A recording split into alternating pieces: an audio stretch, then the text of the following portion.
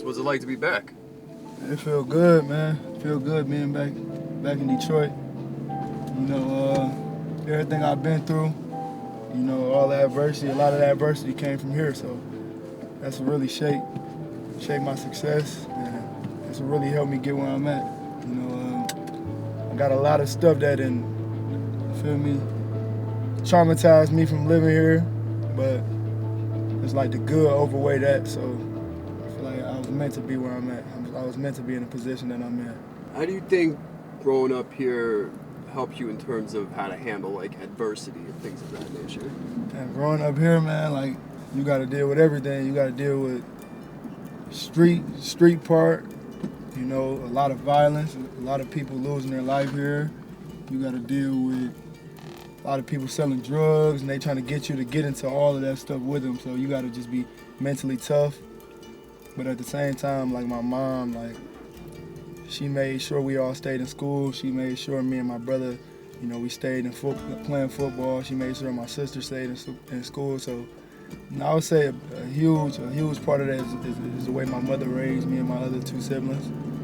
You know, that's why we're all successful right now. What is it about this area, though, that it pumps out so many high-level pro athletes? Like I was just saying, the adversity. Like, you know, it's like everyone knows, even the coaches on all levels, they know if they're getting somebody from Detroit, they're getting somebody that's mentally tough and physically tough. You know what I mean? So that's the main thing. Like, if you're from Detroit, you're going to go through something, and it's just about how you respond to it. We on 7 Mile right here. This is where I stay at. I stay down that block. That's 7 Mile Road right there. So this Osborne, there was a lot of violence going on in this whole area, man. Like, where I grew up at, a couple blocks down, I would literally look down at Osborne, like from a couple blocks, and everybody would be flooded. The police would be around and all type of stuff. So, yeah, man, I'm just looking at Osborne like it don't even look the same, man. The area I grew up in, you know, the worst part of the east side of Detroit.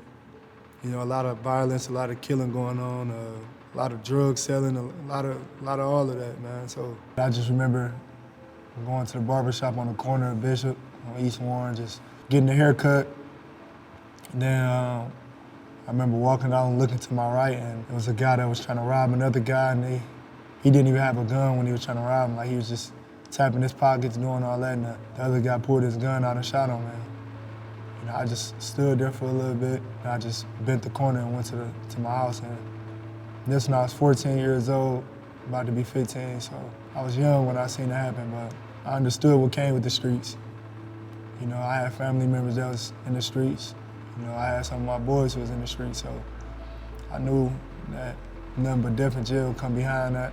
It just all made me appreciate life more, you know, behind all the smiles and all that. You know, I'm someone who's seen a lot of stuff and been through a lot of stuff. Depending on just what neighborhood you're in, like, there's all types of neighborhoods. So you go to Highland Park, there's some big houses there that used to be really nice and elegant, and there's still some there, and there's still not some there. So it just depends, like, if a family still has it or not, you know. But there's some areas that are, I mean, talking about desolate, you know, just nothing is there. And that's just because of everybody moving out or people leaving their homes. And that was another thing that hurt us, you know, when that recession hit and all those homes had kind of, people just started saying, we're gonna leave our homes and get out of here, and that was another issue. So didn't help us here in Detroit, but at the end of the day, you know, we just really try to fight to do the best that we can for our athletes and kids and everything here, families here.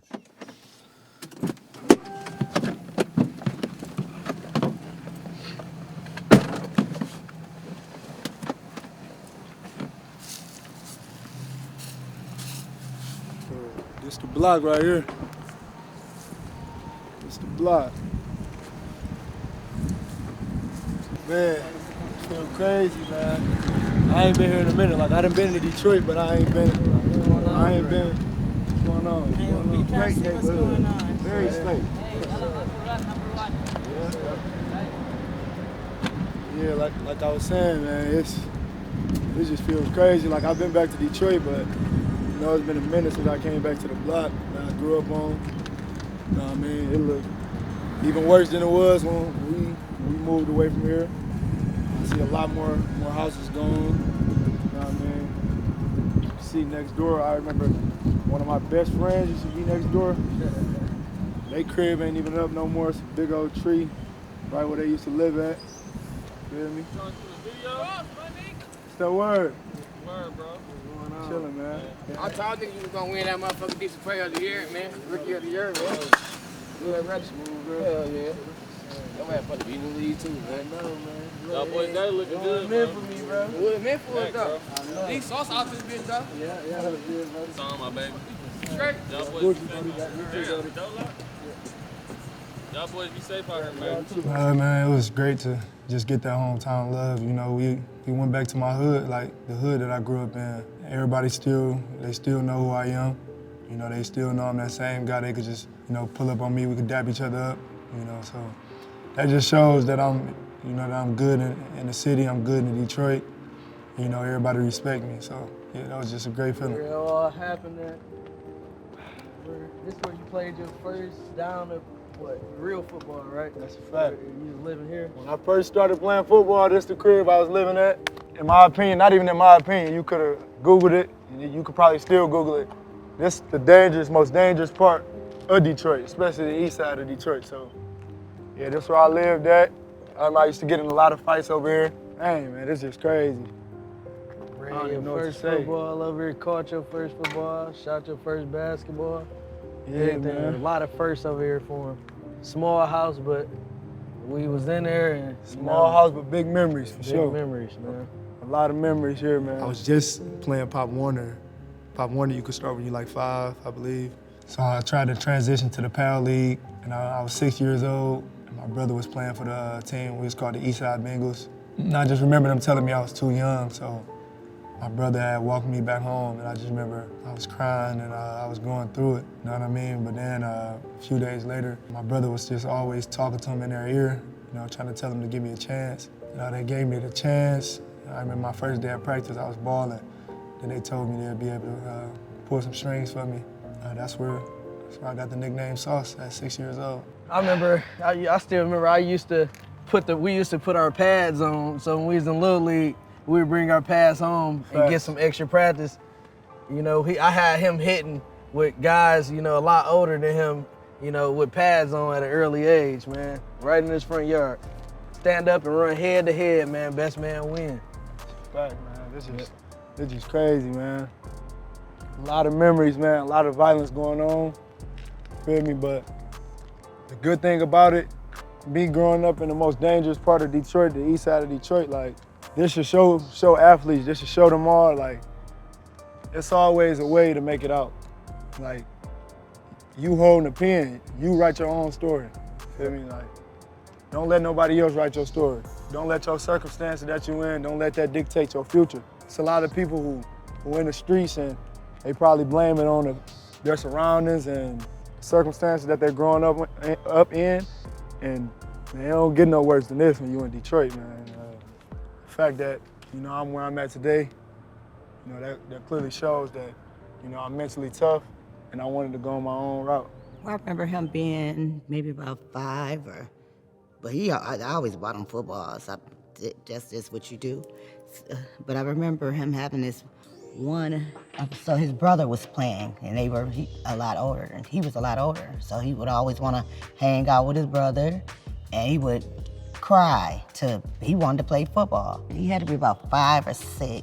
It was they were up the street from us there. So his brother used to play for them, the Bengals. So he would always go with him there. He cried to play football. I don't think he was quite old enough. Somehow he ended up playing and got on the team over there. I used to run a football camp up there when I started the program over there. So I was going around the neighborhood recruiting kids, and I line them up, we take them to the park, I feed them or whatever. I line them up teaching football, drills and football, then I let them do 7-on-7s, but it was never a 7-on-7, it was like 9-on-9 or 10-on-10, because there was so many kids, and I played quarterback for both sides. That's how the bond between us came, because he also was playing for the Tiny Mice. So then when season rolled around, he came up to me, told me he wanted to play for me. You know what I mean? I was telling him, man, you got another year, you're too young, you gotta go over there and play with them. It's third. He kept pestering me. Coach, I wanna play for you. Coach, I wanna play for you. So one day, he be out there with me anyway before he go to practice over there. We was doing drills, and I was talking to a coach. You know, I'm throwing the ball deep, I'm throwing the route. So now we was going deep ball, I could to go get it pass. You know what I'm saying? So I let them run as far as they can. I just throw the ball. You know what I'm saying? It's missing, some was catching it. They catch a short route, some was missing. So it was his turn, man. The guy got up there. I said, man, you got the wrong foot up there. He stood up, did the right foot, man. Did this little. He looked at me. I said, say go, boom. He took off running. I said, go, boy. Tell him, Coach, I'm open. But he never stopped running. I just heaved the ball, y'all. Threw as far as I could. He put them 2 fingers out and laid out for a minute, hit them fingertips. My guy did a frontless flip and came up with it and held the ball up like a trophy. Came back running to me with this little trot. Ran around me in circles, man. Me and the coach started laughing. Coach, I told you I'm gonna be sweet, Coach. I started laughing. I said, yeah, man, good job, Sauce, man. I said, Coach, did you see that? He said, yeah. All the kids like, dang! I said, man, that come from the drills, bro. He picking up on it faster. So I kept enhancing it and pushing him. So of course, he probably thought I was hard on him, you know what I'm saying, because kids, but that's the way I coach, man. I coach tough love, but I also coach discipline, and I'm gonna get on you, man. I'm gonna bring the best out you, and that's what type of coach I am. As a family, what do you think the most important lesson you learned growing up here? Man, be your own person. Be your own man. Like I said, whole bunch of violence going on, but it's about, are you gonna be a follower or a leader? That's what my mom always preached in the house. She used to say, is you gonna be a follower or a leader? We always wanted to be leaders. People always followed us. And that's why, like, even now, you know, people still follow and look at what I do, and I just make sure I'm being a great example. We had an auntie that lived down there, auntie, uncle, cousins, friends all over the block. Another thing was just sticking together. A lot of these circumstances, like you said, you gotta be mentally tough. You know, the weak don't survive in these type of circumstances. Like you said, man, we stuck together. My mom raised us to always be family oriented, to always have your siblings and your parents back and your family back. And it made it a lot easier and funner growing up. You know, a lot of times we didn't even notice the conditions we were living in because we was just stuck in the fun, right? You having fun with your friends. Everybody else might see it, you know, that's in a better condition.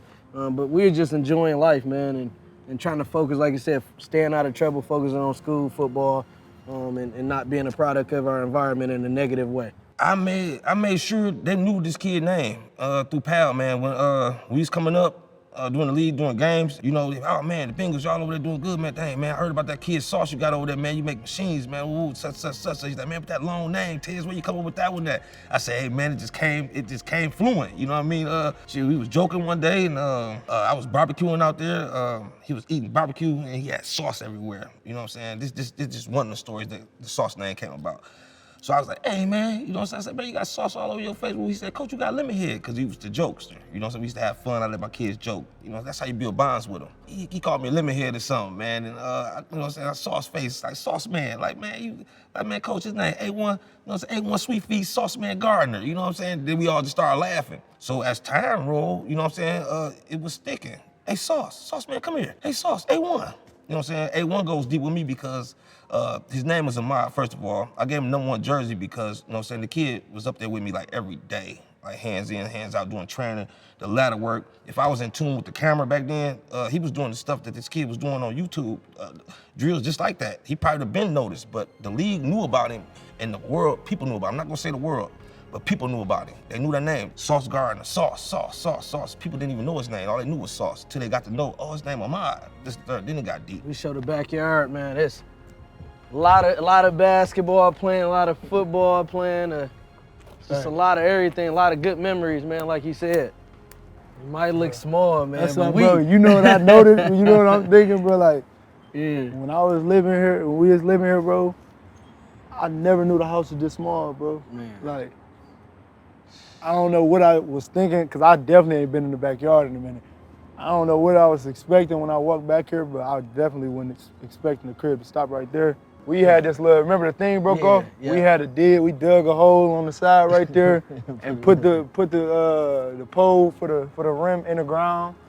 Feel me? We used to be playing basketball out here. I used to come home from Little League practice, wake up the next morning. Me and my Little League teammates, we'd be back here with our pads on, hitting. There used to be a lot going on back here, man. A lot of fighting going on back here. There used to be all type of stuff, man. This is crazy. I'm looking at it now, the fence over there, it didn't used to be it didn't used to be down like that. The forgotten part of the city, man. The forgotten part of the city. Right. You know, man, you so blessed, man. Blessed to be able to show all these kids. You know, there's a lot of young kids, a lot of young talent still over here. And if they can see that he can do it, you can do it, you know, that give them all the motivation to do it, you know. So That's a fact. Yep. That's a fact, man. Yeah. I remember our neighbors had moved out of this house. Me and my boys, we went in their crib. We took their mattresses out. Oh, yeah. We had the mattresses out there. That's how I learned how to flip. Back flips. I used to be flipping off the bed. I used to be getting on top of that garage. Right there. Flipping off of the garage onto the mattresses. Like, it used to be a lot going on. Like, Yeah. I used to be doing a lot of stuff, man. I ain't even gonna lie. Then I remember my mom pulled up. I had to get a whooping because, like, she'd get back like at 5 p.m. The way we'd do it, I'd hurry up and go in the house before she got back. But she had got back a little early. She seen me doing the flip, told me to come out. I had got a whooping, doing something I wasn't supposed to do, man. But, man, my childhood was fun, man. I think the biggest thing for me was to not allow him to make the same mistakes I've made and to basically, you know, put or instill in him what my mother instilled in me. You know, those values we live by, you know, and things like that, you know, whether it was good grades, whether it was staying out of the streets, whether it was knowing, you know, who to keep around you and knowing how to pay attention to, you know, what people were good for you and what people weren't good for you. I think those were probably the biggest things. I was always that big brother where I was just trying to, you know, be there for him, give him advice. And like I said, not allow him to make some of the mistakes that I've made or I've seen, you know, friends or family make. Yeah, my auntie and uncle lived there.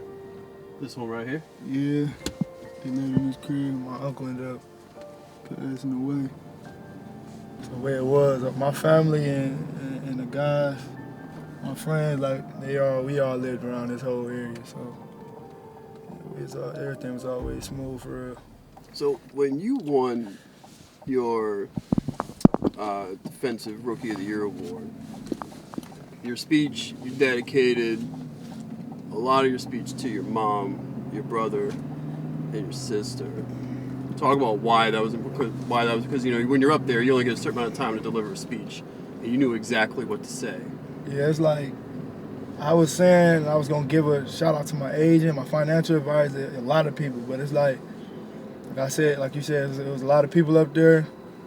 So shoot, when it came time for it, I just went right to my roots. You know, that's why I brought up Detroit. Like as soon as he called my name, I just immediately thought about, man, I got to thinking about the people who I went through everything with, who I went through all that adversity with. I got to thinking of where I went through that adversity at. So I immediately just thought about my siblings, my mom, and Detroit.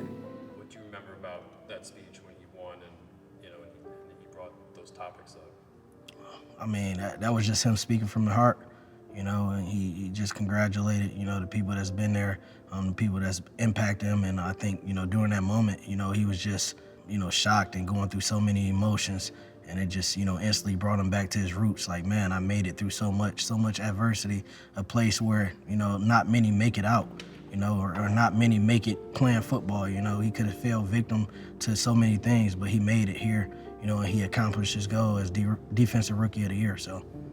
Well, we always had we're tight-knit family, and then at home with just me and my children, we're tight-knit, you know, so we always would do the family night, popcorn, do all of that. Even now, I mean, we're still close bonded. You know, everybody's adults now. They have jobs, they have things they need to, you know, to take care of. But we still we are always talking to each other, and we're tight-knit anyway. I don't know if you saw, but when you were making your speech, Dion was getting emotional watching you talking about, you know, what you went through and how, you know, obviously because you guys, you know, both play the position at the highest of levels. Right. I don't know if you saw that or if you recognized any reactions in the crowd about, you know, how authentic you were up there, thanking your mom and talking about your neighborhood. But what did you sense as you were trying to, you know, deliver this message about your family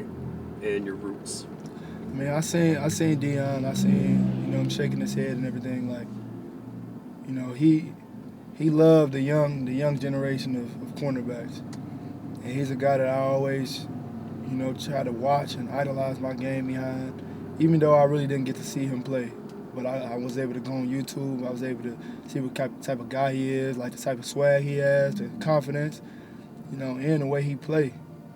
So I was always watching him, on the field and off the field. So to see him, just have that type of reaction and that response without even having to say words, that was big. That was extremely big because I want to get where he's at one day. You know what I mean? In a way, did you have to kind of develop tunnel vision in order to?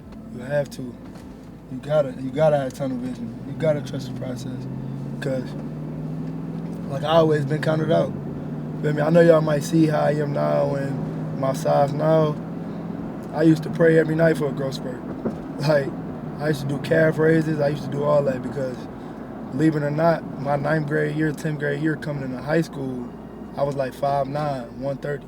And I used to always say, I'm going to do this, do that. Like, people used to call me out like, you ain't big enough, you ain't going to do that. Man, I met Sauce, he came up to the field one day. He was a real small kid, full of energy, very confident in himself. And, he had got accepted into the school. So he was excited to come out there and let us know that he was, getting accepted to King.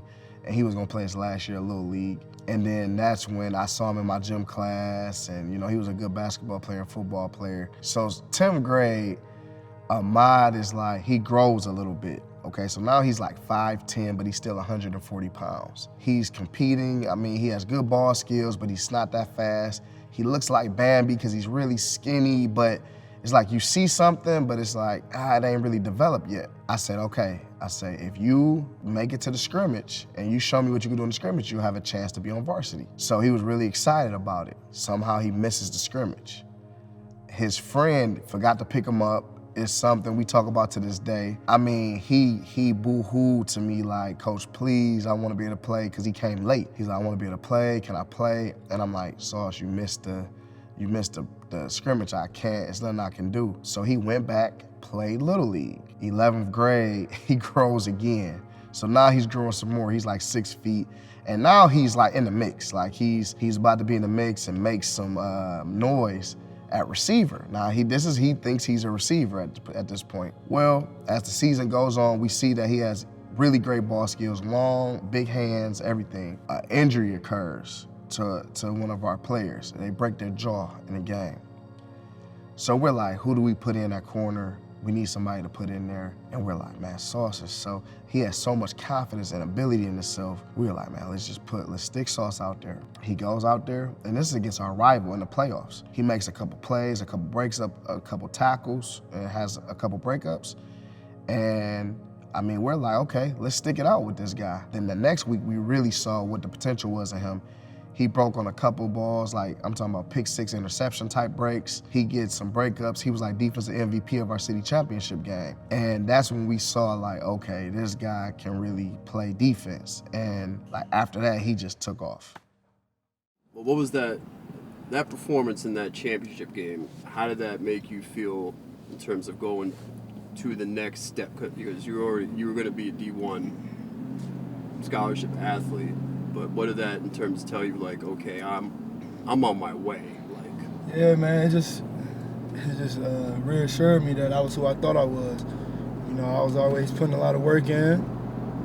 I was always blocking all the outside noise out, man. Like I said, people call me out, people trying to get me to engage in certain things that will negatively affect me from getting where I want to be. So, I had that tunnel vision, and it just reassured me, like, that I can do anything that I put my mind to. How were you able to read those distractions from? Because usually that takes a lot of maturity. When you're younger, it's tough to recognize that.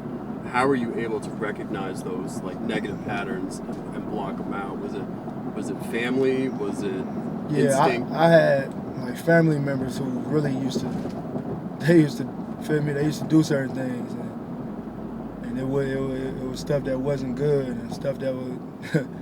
It leads you to being dead or in jail.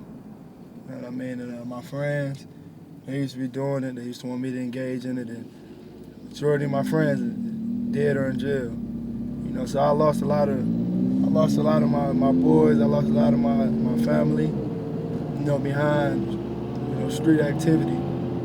And I never wanted to lose my life because I know I had my mom, I know I had my family dependent on me. So that's why I took another route. My mom used to ask me if I want to be a follower or a leader. I always said a leader. So with that being said, the first thing I did, I told her I'm not gonna never smoke or drink. Till this day, I still haven't smoked anything or drunk anything. And I never will, because that's the promise I made to her. I told her I was gonna get where I ultimately wanted to get. When it came to football camps that I needed to get paid for, and then she barely had it, and she was giving me her last to pay for that camp. Because I was telling her, like, one day I'm gonna pay it back to you. I just need you to trust me. She trusts me. She put faith in me, and she living great, man. So that's what it's about. I get more happy doing stuff for other people than I do for myself. And I feel like that's why God always blesses me. Man, best high school in Detroit, man. In my opinion. Let a lot of people tell it, they think it's Cass Tech. Cass Tech do have better academics, well, they did used to, but I think that's getting turned around. School should be going on still, I think. Or is it spring break? No, it's going on because you're gonna be. Did your brother tell you? You're gonna be surprised in the 215 class. That's our athletic wing. That's where me and the rest of the football team, we used to be out. We used to be in that wing whenever we had lunch. When he went to King, he was fresh out of PAL. He was still kind of like skinny, small size. People were debating on his size. Oh man, he's not gonna, this third. They was talking about this kid, that kid, this kid, that kid. I said, hey man, when that kid numbers called, he always step up to the plate. He's gonna bring A1 game to any football field he's on. Didn't have the proper size, but he was able to handle his business on the football field, and then teams didn't test him too much, even in high school. And when they did, they fell up short. Interception, pick six or pick or deflect, you know what I'm saying? But I'm proud of him, man. And the hard work paid off because he never gave up and he kept getting better and better. You know what I'm saying? That ladder drill got super fast. The football IQ got skyrocketed through the roof. He's a magnet to the game. That's why I named him A1 too. He's a magnet to the game. He was picking up so much stuff. He's a sponge. He was picking up so much stuff so quick. That was making me nudge coaches early that was in my camp. See, other coaches that I was dealing with thought I was just probably talking crap and bragging. But people in my camp knew, and then other people that seen him work and seen him actually play was like, damn man, that kid actually is out there. Say, yeah. No, but it wasn't just him. He had some teammates too, man. But he stood out like a sore thumb in a lot of cases. His story there was, man, it was crazy. It was rocky. He didn't always play corner, as you know, at King. He kind of got thrown into a fire due to an injury. He made the best out of that situation. So King was I would say that was a place for opportunity for him. I think, it panned out all well for him. That's why he's here. The JROTC going on? You had that? Nah. So I'm trying to think, did you have Miss Guest? I think I did have Miss Guest. She had the computers in her The computer class? Yeah, she had a computer class. Who was your? Was she like Miss Holland? I did. Bro, why am I forgetting? I had Miss Hollis. I think I had Miss Guest too. It was the computer lab, right? Uh-huh. That's a fact. How many You barely see me. I see you right next to me. Right. I'm right there. Now my little son holding. As y'all can see, man, 3200 East Lafayette, man. We his squad. Y'all see us. We throwing up in the picture. Is that the only one? He should have been in 17, 16. Y'all can look at all these pictures. Should It's have always been been. 16 too. It's always been his squad, man. Coach Cannon started this one. I thought this was dope. Like a nice little, Where I'm at? Get this Wall of Fame right here. Hey, this wasn't here when I was here. So it feels good to be able to, see this Wall of Fame. I mean, feel good to be able to play here. Put on for Detroit, put on for King High School. Man, it's crazy. You up here with George Gardner, man. George Gardner. I forgot you forgetting that. Nick Perry. It's a lot of good ones. I used to remember when I got my man in here to train y'all. Oh yeah, What's his name? Nate. We got Nate. 10. He used to get y'all them plates, and y'all used to be like, Yeah. the shredders. Yeah. Hey, I remember I tried to hoop. You remember that when I was gonna hoop? Yeah. Here? Man, I went to practice one day. That was like, that was your 9th grade year. Was it? I remember I went to practice. Man, we had to go to at 6 in the morning. So it's like, it was the practice, and then you shower, and then school. I'm like, bro, I ain't about to do that. Because I ain't trying to go to college to play basketball. That was about to be something because I just liked hooping. I was smooth at it. So the funny thing is when he was coming in, they like, yeah, sauce, hot sauce. Like he called like the And1 dude, you know what I'm saying? So we thought, like Coach Ward thought too, like he gonna hoop and, you know what I'm saying, play football. So that was funny. I remember having these rims down, seeing y'all hoop right here. Yeah, I used to be smooth, man. I used to play AAU, do my thing. And I remember sometimes when we didn't have a ball, y'all still would be hooping. Yeah. It meant a lot going to King High School. You know, King, we known for the nitty gritty. You know, football. King, not even in a good neighborhood. You know what I mean? You got the King homes down the street, low income housing. Like, it's a lot of distractions, even at King High School. But you know, like I said, you gotta try not to get distracted. You gotta choose the right path. And it just felt great being able to go back there. You know, be on the Wall of Fame, being able to talk to the current King High School football players and just seeing how much they look up to me and me just being able to tell them that I'm gonna be the example. If they need anybody to watch on or off the field, I'm that guy. Hey, what's good, man? You good? Yeah, how you been? Looking good, bro. Looking good. Thank you. You been good? I give you my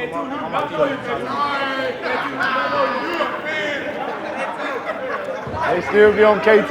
Yeah. we used to be on that same time with you though. Hey, so one thing that we always talk about here at King, man, no matter what, like when you leave here within these 4 years, like you're gonna always hear us talking about like giving back. You know what I'm saying? Like come here and give back in some way, whether it's time, your energy, or whatever it is that you can. We always talk about giving back. So whenever we can have people come back to King, you know, and really give back, man, is always important because we always preach it. And you guys do the same thing. No matter what you do, whatever you're gonna become successful in, you know, you wanna always come back and give to guys that were in these same seats like you, okay? So with that, let's give it up for Sauce Gardner. All right? He gonna talk to y'all a little bit. Just give you something that's whatever's on his chest. Then we gonna get right into it and get to work. So words, y'all. Hey, I know a lot of y'all want to make it to the league, and I ain't here to tell y'all can't do it. Cause I remember me, I used to hate being told like only this percentage of people make it to the league. So I'm here to tell you you can do it. All y'all, bro. Y'all can be great. It's good, Miss Harry. Y'all can be great, man. Feel me? I'm in a great position. I feel like my job is to just show y'all like it's light at the end of the tunnel. Know what I mean? Y'all probably see me doing certain things and just think like, yeah, he the one that's doing it for Detroit, but y'all could do it as well, man. So that's the main thing. And another thing, man, stay focused in the books. You know, I know he probably be harping on it because we used to hate him harping on it to us, but we made sure we took care of that because I know a lot of y'all gonna want orphans. He can't help y'all if y'all ain't in the books. Like, he just can't do it. Feel good to just be back here, man. Just be able to look at all y'all in the eye, man. You know, I don't even really get nervous or nothing like that, but like, I ain't been back here in a minute, man. But just seeing y'all, man, like, it's crazy, man. It's a true blessing because I walk these hallways just like y'all. I want y'all to get even older and get to the league, bro, and just be able to just put on, be able to take care of y'all family, bro. I just came from where I grew up at. 7 Mile on the east side, bro. Like, and that shit was hard, bro. Just seeing where I grew up at, bro. And I just think about how I'm living now. It's crazy, man. Y'all can do it, bro. Y'all really can, but just keep going, stay focused, bro. Not to toot my own horn, bro, but if y'all need somebody to watch me, bro. Because I promise y'all, my promise to y'all, I'm always gonna be the perfect example. Y'all ain't gonna see me doing nothing, getting in trouble. Because I owe it to y'all, bro. I owe it to my family. I owe it to coaches here, even Mr. Harrington, one of the smartest dudes I know. Man. He taught me a lot, bro. And man, yeah, man, I owe it to all y'all, bro. So just stay focused, man. Just keep grinding, bro. I'm gonna be a perfect example. That's on everything I love, bro.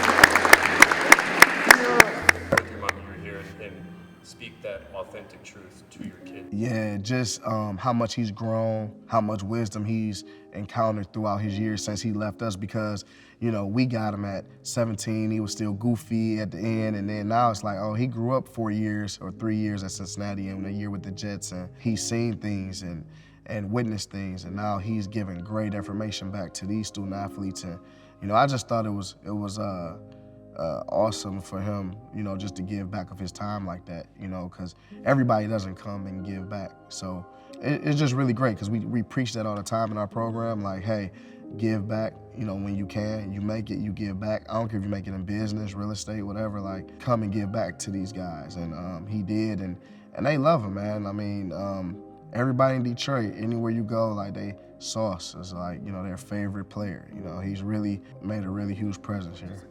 I'm sure you might want to ask him something while he's here, man. You know, he's been through it in the college level, the high school level. So, to be honest, it ain't a level like at the high school level. He's had shortcomings and he has success.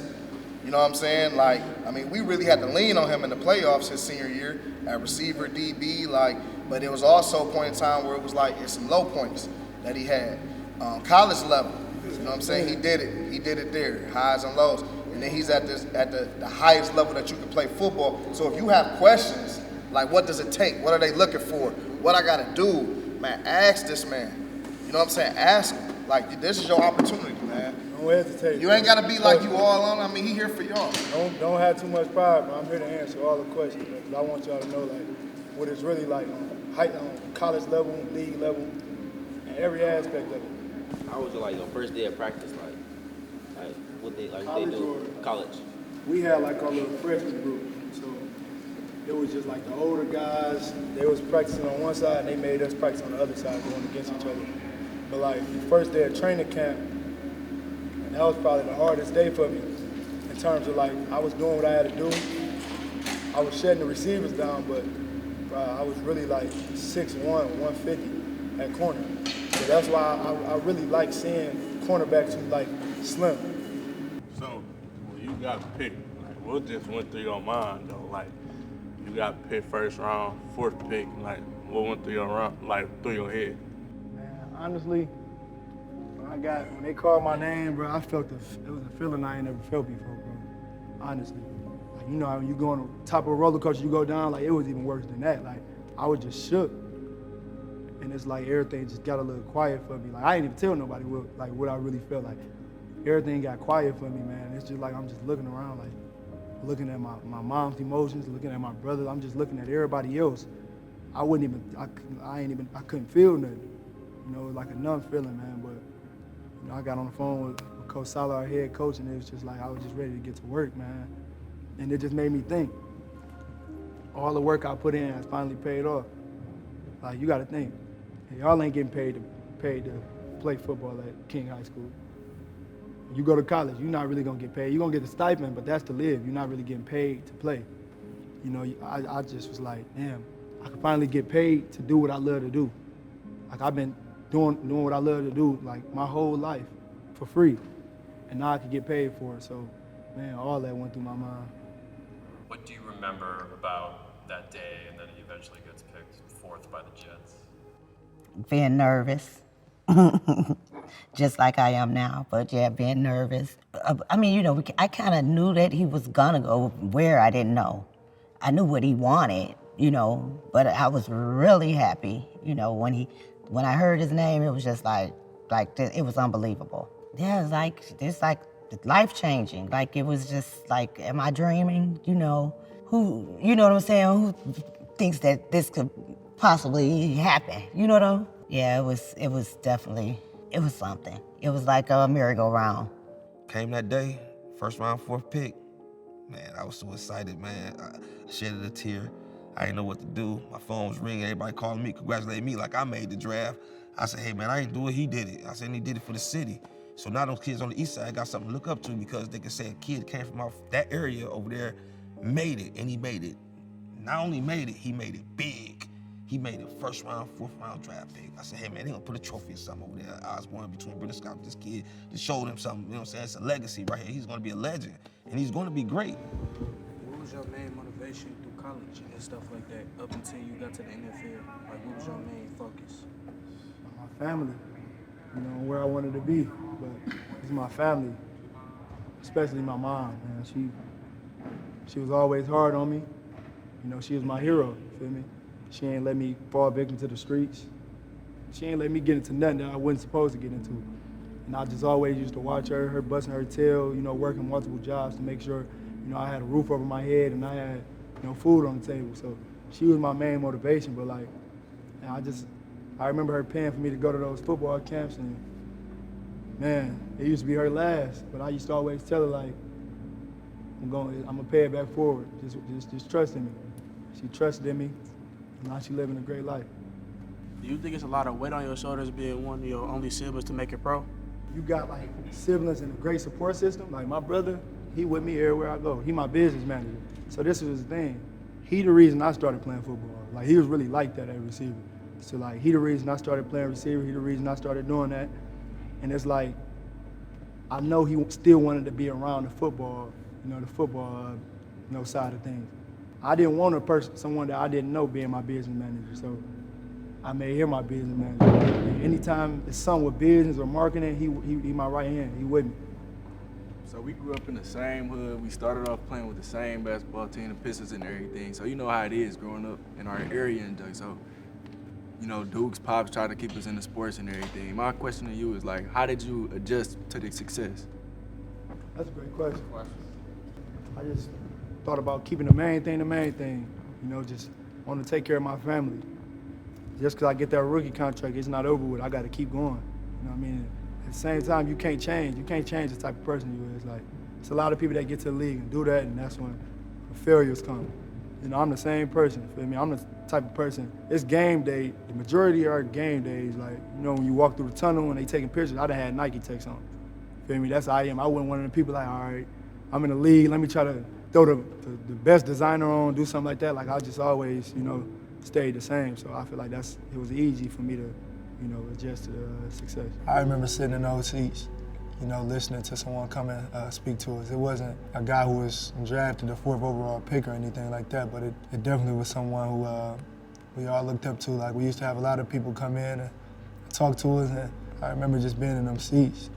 And, you know, like you said, it did feel like I was looking in the mirror. That's why I was trying to look every individual in their eyes and just make a promise that, you know, I'm gonna be the example for them. I'm not one of them guys that just stay quiet if I feel like it's something that should be right, because I know how I feel to win. You know, so like when I came in for the Jets, like I was being the leader. You know, a lot of people they definitely gonna watch what you do when you drafted high. They trying to think about, man, why was he drafted this high and I wasn't? Until you just get to showing them like, all right, that's why he was drafted that high. He's a leader and he's just doing everything right. So I always came in, man, I was very vocal, and that just made everybody else's job easier. Like the vets on the team didn't have to worry about thinking if I'm gonna do my assignment right. You know, they was just able to do their assignment because they knew I was gonna study and just work hard to make sure I could do my job. Your recruiting process, why Cincinnati? Man, it just felt like family. Cincinnati, you guys go Spence. They was the ones who was probably coming every week down there. So it's about feeling like family. Don't get me wrong, I doubted it a little bit when I got to training camp, and it was like, and I was 6 on the depth chart. I doubted it a little bit, but it all ended up paying off. But that's the reason. You got to go to what feels like home. We always had this workout in May where 100 college coaches come to our campus and they watch our kids evaluate the talent that we have. I'm talking about Penn State, Kentucky, all these schools are like, Coach, who is this kid? And I'm like, that's Ahmad Gardner. Like, that's the kid, you know, that we had, I was showing you that play DB. And they all like drooling, like, Coach, like, I want to offer this kid. And I kept telling the coaches, believe your eyes, like, believe your eyes, like, believe what you see. And everybody was like right there, like, we want to do it. But they were just, I don't know, because he was just a late bloomer, they were just kind of scared to to do it. Syracuse and Kentucky did do it, but it was contingent upon him coming to camp.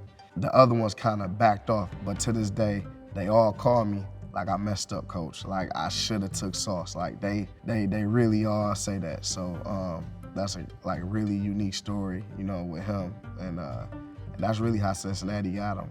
I think it was similar to his high school career. You know, things didn't start off on the up and up. You know, he started off like 5th or 6th string on the depth chart, but I knew he was different because I always tried to challenge him mentally. I always wanted to see where he was mentally. He always, you know, had faith. He's like, you know, I'm 4th string, you know, this week. I'm 3rd string. Next thing you know, he's rotating, right? And another, like I said, another unfortunate thing happened, injury happened. He got thrown into the fire, and, you know, he caught a pick 6, and everything's been history since. Oh, man.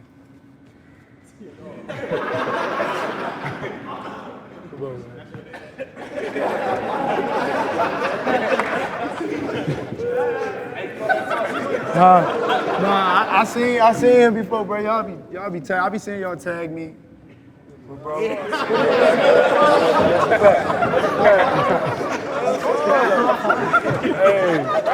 y'all crazy. Support system that I had. It's not like the people who I had in my hood was tugging me one way to be in the streets, and my family was tugging me the other way. Like, they always told me to, you know, put all my chips in football because they knew I was very good at it. So, you know, that's exactly what I did, and, you know, I'm just blessed to be in the position that I'm in today. Man, it was hard, but, you know, I just always had the end goal in mind, so I just couldn't let nothing stop me. You know, I done been through so much. I done seen a lot of stuff, trust me. That just didn't do nothing but help motivate me to get where I want to be. Like, it motivated me to get out the hood, you know, because I seen so much stuff in the hood, so. Your time, man. Just keep the image clean, man, and start right here. No matter, forget all about yesterday, right? Because it's a new day, all right? Forget about yesterday, forget what you did yesterday, forget what happened yesterday, man. Like he said, y'all can do it, all right? I don't know who's in y'all life or, you know, who's the influencers in y'all life, but I'm gonna look all y'all in your face, y'all can do it, man. Some people might be football, some people it might not. You know, but if that's what you want, put your head down, grind for it, keep the image clean, man, and y'all can do it, man. That's all I'm gonna share with y'all.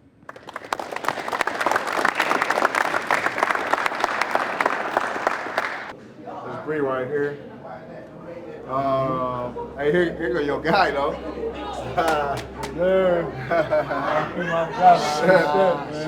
This was my corner coach in high school. He ended up passing away. You know what I mean? But, you know, he was always hard on me. We had this love-hate relationship, but I really always just loved him. But like we used to be getting into it. But at the end of the day, man, it was always love, man. Same hallways though. So this was y'all when y'all got older up here.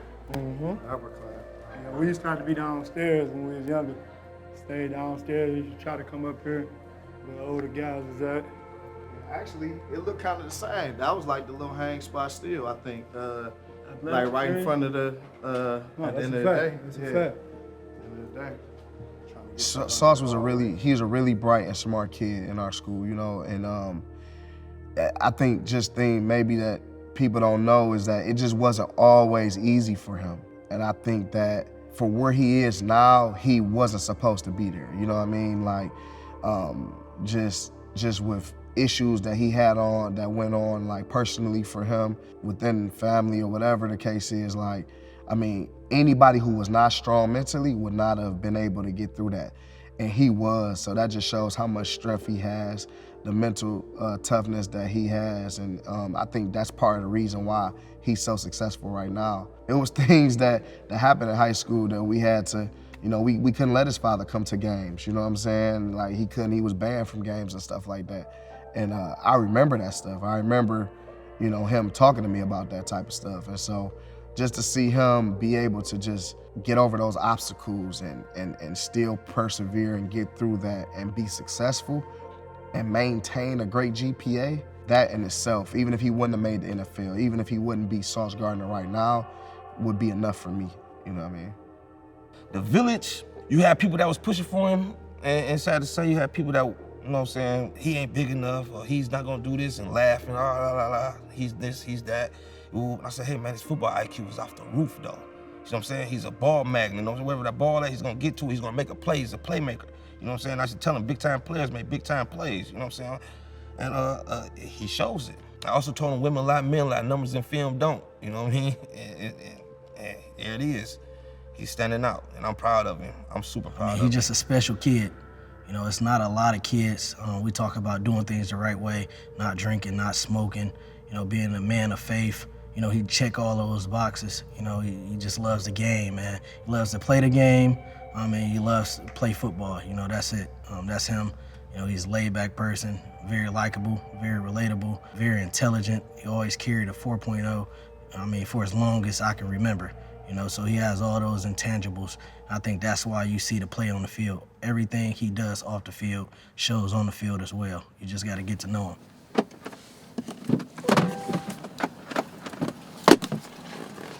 Remember your freshman year, you was here, but then you went to Little League, or that's your last year of Little League. Mm-hmm. That's what a lot of people don't even know. You didn't even get all 4 years of high school. Mm-hmm. The story is crazy. You didn't get all 4 years, then you get switched to DB the middle of your junior year. Yeah. It's crazy. It's crazy. We was having to walk across. Like we got to walk from the school over here with our pads on. That's about a mile, half mile. We was practicing like at 4, school was ending like at 3:20, so you had to hurry up and get some food, hurry up and do whatever we got to do in that timely manner, man. What food was y'all getting? We used to be at Little Caesars. Yeah. Which is right across the street for the most part. We was tired of that, we was going to Wendy's, which is like probably 5 minutes away. So. Just show them the field, man. Let's do it. I played here though multiple times in Little League. In Bell, I played here. Mm-hmm. We used to play the Raiders here.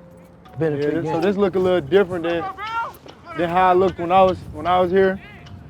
This new turf, our turf that we had was extremely hard, and you ain't want to fall on your knees or there was gonna be bleeding. So that's just that part. They got a scoreboard. It looks like a new scoreboard that actually works. Our scoreboard didn't even work. Yeah. It's crazy. A lot of memories up here, man.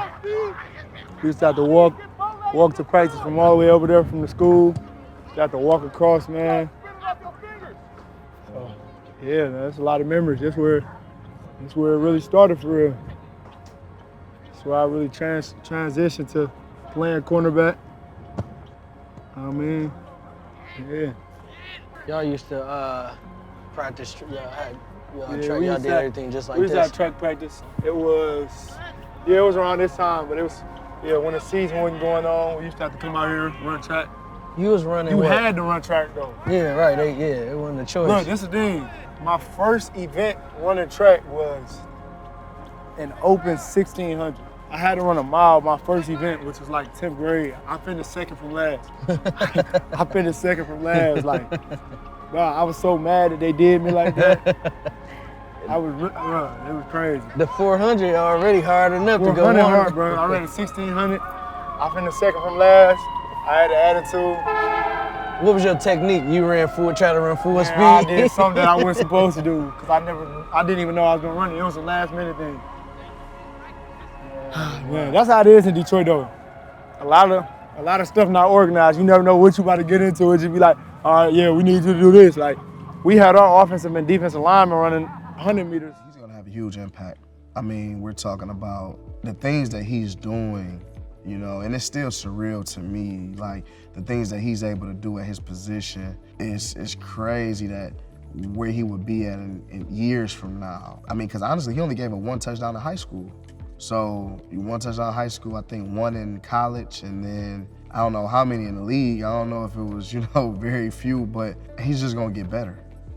He's gonna just get better. So the mark that he's gonna leave is, the mark that Charles Woodson left when I was in school, wanting to be like Charles Woodson. People gonna wanna be like Sauce Gardner. It's little kids coming up in our PAL leagues now that they talk about Sauce. And so it's amazing, and it's amazing to see that he wants to be that guy too. He wants to be that leader for the youth. He wants to be that guy that they can look up to and say, hey, I'm gonna do it the right way for you guys. And so he's just a special person, a special kid. Well, he's a humble young man. can't call him a humble kid, but he's a humble young man. He's dependable. He's always gonna follow through with. He's gonna strive to be great. You know, I know that part about him. He's not gonna give up on that, and he's still got a long way to go. Still young. Yeah. You got that nickname. Why you feel like he gave it to you? I know that's the most popular question, man. Why he give me the nickname? I don't know, man. Probably my confidence in the swag that I had, you know, on the field and off the field. You know what I mean? So I'll probably say that's the main reason. I'm looking forward to him sharing the real reason why he gave me the nickname. Hopefully it's somewhere in that ballpark, man. But Sauce, is there anything about your story that we haven't touched on? Anything we might have even messed up on that might need to be cleared up? not really, man. My life that I lived, you know, I don't think anyone could just, you know, write it. I had a lot of ups and downs. You know, like I said, I've seen a lot of things that have traumatized most people. You feel me? I've been through a lot of things. I done went through every emotion in my life, you know, a lot of times. So that's the main thing, man. I'm still just trying to find ways to get better, never getting complacent. I'm still trying to just keep working on becoming a better person and a better football player. The future is bright. You know, I came in the league and I started something special. You know, and I know a lot of the cornerbacks that's about to be rookies. You know, I'm the one that they're looking at. They want to be defensive rookie of the year. They want to be all-pro cornerbacks. You know what I mean? So I feel like I started something special for the new wave of cornerbacks, and I'm just looking forward to being the example.